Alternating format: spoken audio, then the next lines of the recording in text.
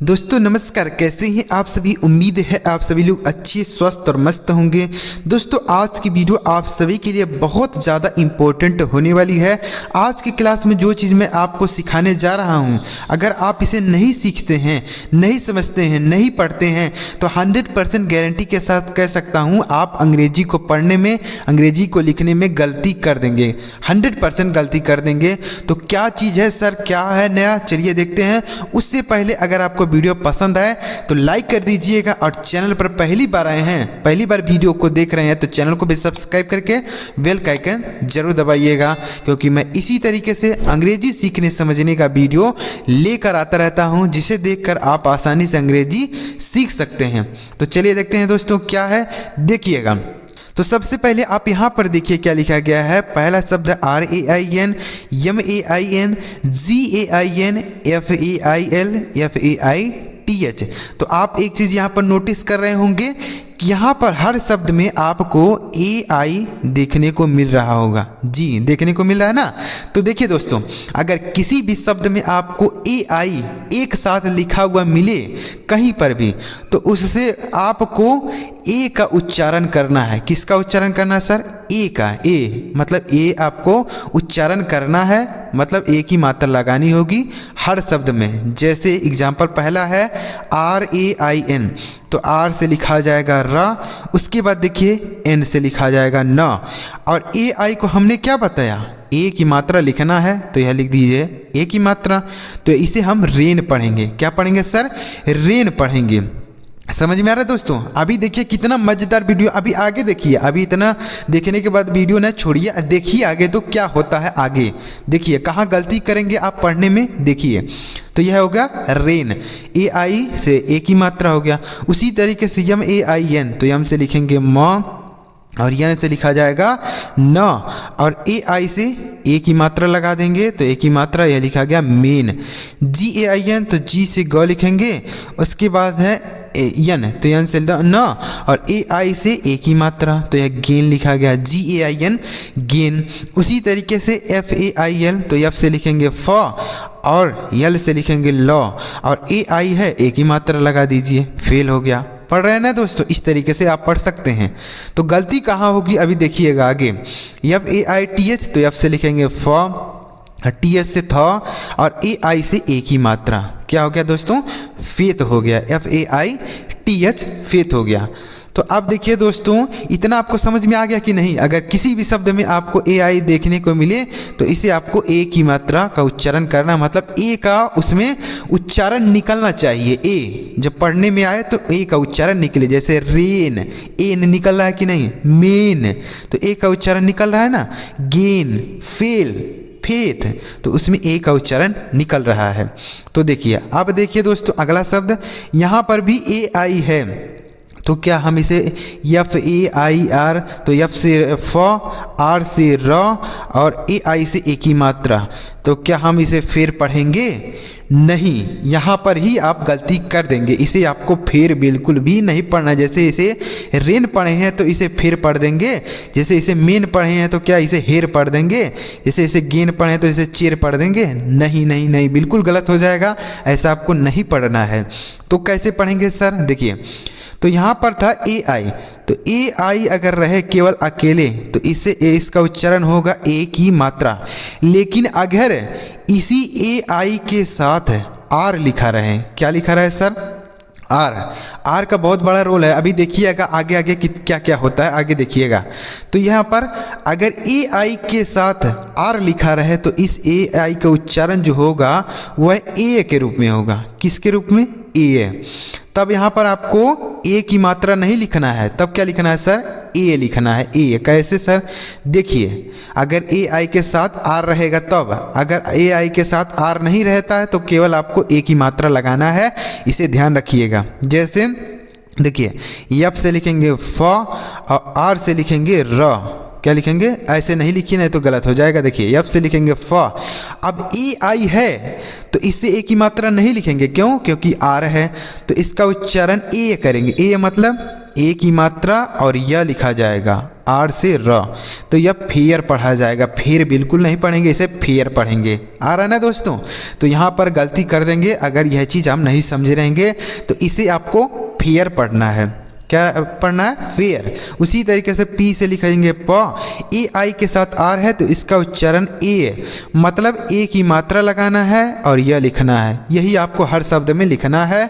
उसके बाद आर से रा, तो यह पेयर हो गया, P A I R, pair. तो हो गया दोस्तों।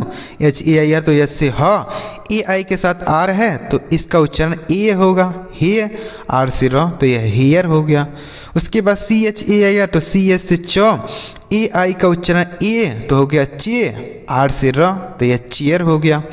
यम ए आई आर, तो यम से लिखेंगे म, ए आई के साथ आर है तो यह हो गया मे। आर से र, यह मेयर हो गया। आ रहा है ना दोस्तों? देखिए कितना मज़ेदार वीडियो है कि अगर ये चीज़ें आप समझे रहेंगे तो आप गलती नहीं करेंगे, नहीं तो गलती कर देंगे।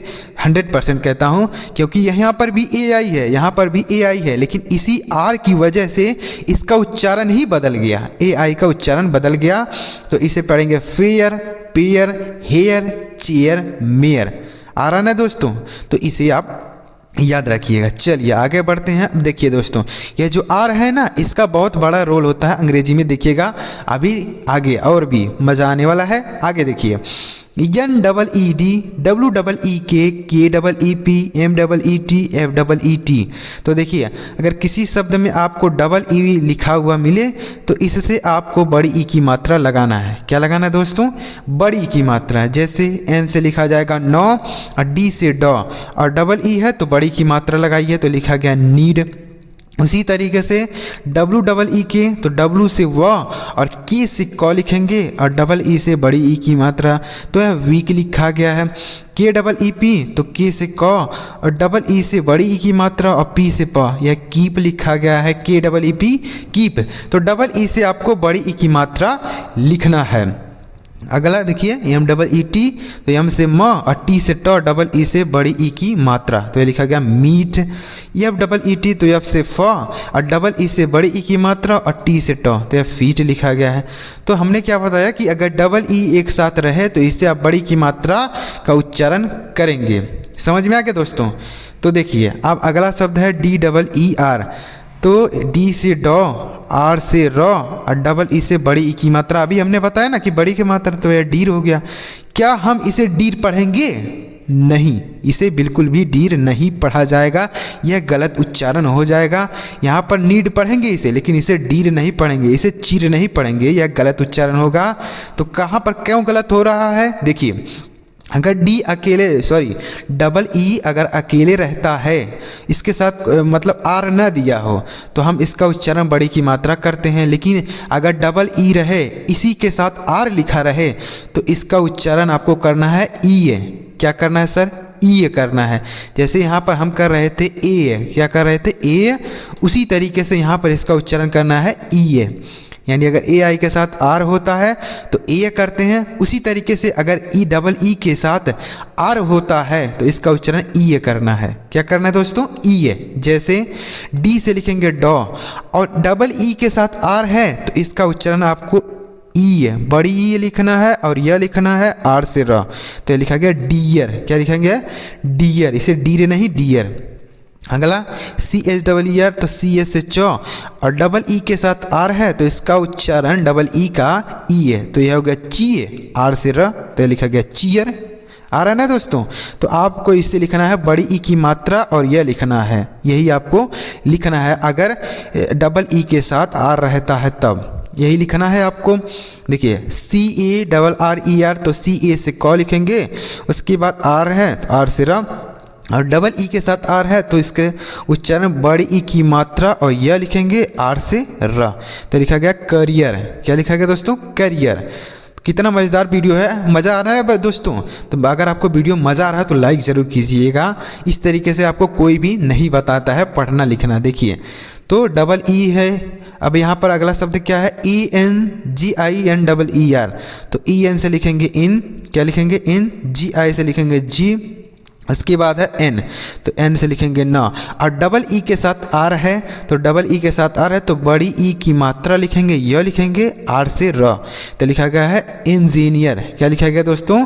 इंजीनियर लिखा गया। तो इस तरीके से पढ़ेंगे। तो डबल ई अगर अकेले रहे तो इससे बड़ी ई की मात्रा, लेकिन इसी डबल ई के साथ अगर आर लिखा हो तो इससे हम ई का उच्चारण करते हैं, ऐसा करते हैं। आ गया दोनों नियम समझ में दोस्तों? तो अगर आपको समझ में आ रहा हो तो कमेंट में कमेंट कीजिएगा कि सर हाँ मुझे समझ में आ रहा है। चलिए आगे बढ़ते हैं और भी इसी तरीके से शब्दों को पढ़ते हैं और अच्छे अच्छे ज्ञान लेते हैं। देखिएगा आगे देखिएगा दोस्तों, लिखा गया है SLOW GLOW FLOW GROW CROW। तो आप यहाँ पर देखिए, अगर किसी भी शब्द में आपको OW एक साथ लिखा हुआ मिले तो इससे आपको O लिखना है, मतलब O लिखना है, मतलब O की मात्रा लगाना है, ऐसा। यानी अगर आपको OW एक साथ कहीं पर लिखा मिले कोई शब्द में तो उससे आपको O की मात्रा लगाना है। जैसे पहला शब्द है SLOW, तो S से लिखेंगे आधा शौ, L से लिखेंगे लॉ और OW से O की मात्रा, तो ये लिखा गया है स्लो, SLOW स्लो, तो OW से O की मात्रा। GLOW तो G से आधा ग, L से लिखेंगे लॉ, OW से O की मात्रा, ये लिखा गया है ग्लो, GLOW ग्लो। उसी तरीके से FLOW तो F से लिखेंगे आधा फ, उसके बाद है L, तो L से लिखेंगे लॉ, OW से O की मात्रा, तो लिखा गया है फ्लो, FLOW फ्लो। तो अगर किसी भी शब्द में आपको OW एक साथ लिखा हुआ मिले तो इससे आपको O की मात्रा लिखनी है। समझ में आ रहा है दोस्तों? तो देखिए GROW, G से गौ लिखेंगे, R से आधा रा, OW से O की मात्रा, लिखा गया है ग्रो। CROW तो C से लिखेंगे आधा क लिखेंगे, R से आधा र, OW से O की मात्रा, तो लिखा गया है क्रो। तो OW से आपको क्या लिखना है? O की मात्रा लिखना है। समझ में आ रहा है दोस्तों? तो A से लिख सकते हैं slow, glow, flow, grow, grow, यानी ग्रो ग्रो, इस तरीके से पढ़ सकते हैं। अब देखिए यहाँ पर क्या लिखा गया है, TOWN, तो T से ट और OW से हमने बताया ना कि O की मात्रा लिखना है, N से न। तो क्या हम इसे टोन पढ़ेंगे? बताइए, आप बताइए। हमने अभी बताया ना कि OW से O की मात्रा लिखा जाएगा, तो क्या हम इसे टोन पढ़ेंगे? DOWN, क्या हम इसे डोन पढ़ेंगे? DOWN डोन, क्या इसे डोन पढ़ेंगे? बिल्कुल नहीं, यह गलत उच्चारण है। इसे ना तो टोन पढ़ना है ना तो डोन पढ़ना है, तो क्या पढ़ेंगे सर? देखिए, अगर OW के बाद कोई भी कॉन्सोनेंट न दिया, मतलब कोई भी अक्षर न दिया हो OW के बाद, OW अगर लास्ट में होता है तो उससे हम O की मात्रा लिखते हैं। क्या लिखते हैं? O की मात्रा। यानी OW अगर हो उसके बाद कोई भी अक्षर न दिया हो तो O की मात्रा लगाएंगे। लेकिन इसी अगर OW के बाद कोई भी कॉन्सोनेंट हो, कोई भी एक कॉन्सोनेंट आ जाए तो उसका उच्चारण क्या करना है? आउ करना है। क्या करना है सर? आउ लिखना है। देख रहे हैं ना कितना कन्फ्यूज़न है। यही OW है, लेकिन यहाँ पर इसका उच्चारण अलग हो रहा है, यहाँ पर इसका उच्चारण अलग हो रहा है। तो अगर OW के बाद कुछ भी ना दिया हो तो O की मात्रा लगाइएगा। लेकिन अगर इसी OW के बाद कोई भी व्यंजन आ जाए, कॉन्सोनेंट आ जाए, यहाँ पर देखिए ना, इसके बाद व्यंजन है, इसके बाद एक व्यंजन दिया है, तो अगर OW के बाद व्यंजन हो तो इसका उच्चारण आउ के रूप में करना है। जैसे T से लिखेंगे ट और OW के बाद यन है तो आउ लिखेंगे, तो यह हो गया टाउ, यन से न, ये लिखा गया टाउन। इसे टाउन पढ़ेंगे, याद रखिएगा, इसे टाउन में टोन नहीं पढ़ना है, टाउन पढ़ना है। देख रहे हैं दोस्तों कितना मज़ेदार वीडियो आपके लिए लेकर आए हैं। इस तरीके से आपको कोई भी नहीं बताता है पढ़ना लिखना। अगला DOW, तो D से डॉ लिखेंगे, OW है, इसके बाद यन है तो इसका उच्चारण आउ, मतलब आ की मात्रा, और ऊ लिखेंगे N से न, यह डाउन लिखा गया, DOWN डाउन। BROWN, तो BR से लिखेंगे ब्रो, और देखिए OW के बाद यन है तो इसका उच्चारण आउ, N से न, यह लिखा गया ब्राउन, BROWN ब्राउन। CROWN, तो CR से लिखेंगे क्रो, क्या लिखेंगे? क्रो। OW के बाद यन है तो इसका उच्चारण आउ होगा, N से न, यह लिखा गया क्राउन। CROWN crown. तो इसे हम पढ़ेंगे टाउन, डाउन, ब्राउन, क्राउन। आ रहा ना दोस्तों समझ में।